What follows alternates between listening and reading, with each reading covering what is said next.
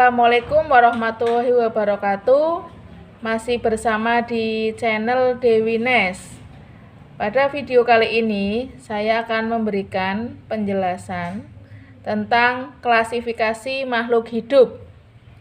Klasifikasi makhluk hidup itu dibagi menjadi 5 kingdom atau 5 kerajaan. Yang pertama adalah Monera, yang kedua Protista, yang ketiga ada fungi atau jamur, yang keempat ada plantae atau tumbuhan, dan yang terakhir ada animalia atau hewan. Untuk video kali ini saya akan membahas dari Monera sampai plantae. Yang animalia nanti pada video berikutnya. Untuk memahami materi ini, silakan tonton sampai selesai. Kita mulai dari Monera. Monera itu ciri-cirinya. Yang pertama, selnya tidak memiliki membran inti atau prokaryotik. Yang kedua, Monera itu bersel satu atau uniseluler. Kemudian yang ketiga, berkembang biak dengan membelah diri. Yang termasuk contoh Monera itu ada bakteri dan alga biru. Kemudian sekarang Protista. Ciri-cirinya yang pertama, selnya memiliki membran inti atau eukariotik. Masih sama, selnya satu atau uniseluler. Contohnya ada amoeba, ada euglena, ada paramecium. Yang ketiga ada jamur atau fungi dengan ciri-ciri tidak berklorofil, hidup di tempat lembab, kemudian berspora, tidak mempunyai akar, batang, daun. Contohnya adalah jamur tempe dan jamur merang.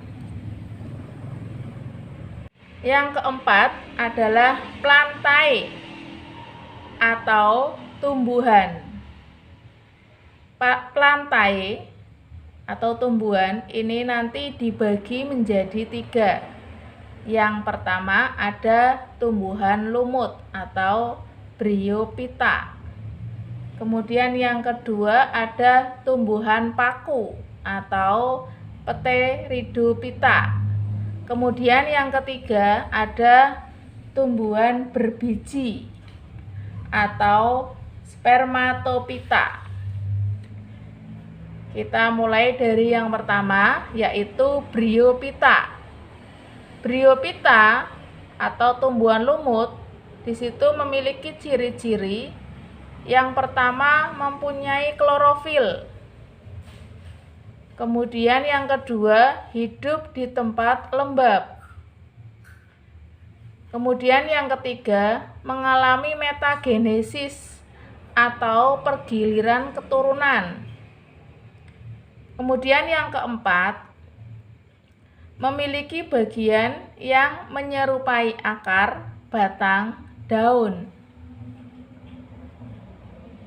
Yang termasuk bryophyta atau contohnya tumbuhan lumut, ini ada jenisnya lumut hati, lumut daun, lumut tanduk. Plantae atau tumbuhan yang ketiga adalah spermatophyta atau tumbuhan biji.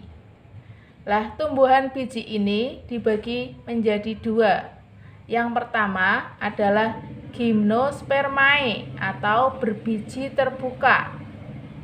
Yang kedua nanti ada angiospermae atau berbiji tertutup. Kita mulai dari yang gymnospermae dengan ciri-ciri berbiji terbuka atau bijinya di luar atau bisa juga bijinya telanjang. Kemudian yang kedua alat reproduksi berupa strobilus. Kemudian yang ketiga, batangnya biasanya besar dan berkambium. Nah, contoh yang termasuk spermatopita jenis Gymnospermae atau berbiji terbuka, diantaranya ada cemara, kemudian ada damar, kemudian ada pinus, kemudian ada melinjo, kemudian ada pakis haji. Itu contoh dari Gymnospermae atau berbiji terbuka. Kemudian jenis dari spermatopita yang kedua adalah Angiospermae atau berbiji tertutup. Ciri-cirinya, yang pertama, bijinya tertutup atau bijinya terlindungi oleh daun buah. Yang kedua, alat reproduksi berupa bunga. Yang termasuk contoh dari Angiospermae, di situ ada mangga, ada jambu, ada nangka, dan lain-lain. Lah, Angiospermae atau berbiji tertutup ini dibagi menjadi dua.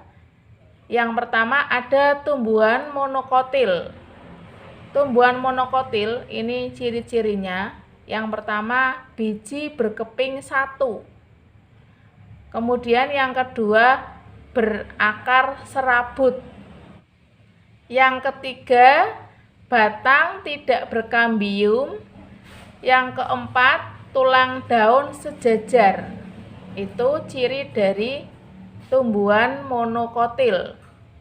Contohnya, di situ kalau kita lihat ciri-cirinya, contohnya padi, bambu, kelapa, dan lain-lain.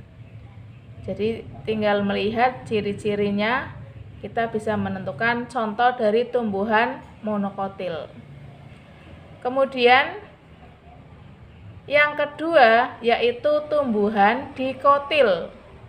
Tumbuhan dikotil ini ciri-cirinya biji berkeping dua. Kemudian akarnya tunggang. Kemudian batang berkambium. Kemudian tulang daun menyirip dan menjari. Contoh dari tumbuhan dikotil, di situ ada mangga, ada jambu, ada tomat, dan lain-lain. Jadi tinggal dilihat ciri-ciri kemudian bisa menyebutkan contohnya. Itulah penjelasan singkat tentang 4 kingdom. Dari mulai Monera, Protista, jamur atau fungi, dan plantae atau tumbuhan. Semoga bermanfaat. Terima kasih. Jangan lupa subscribe-nya. Wassalamualaikum warahmatullahi wabarakatuh.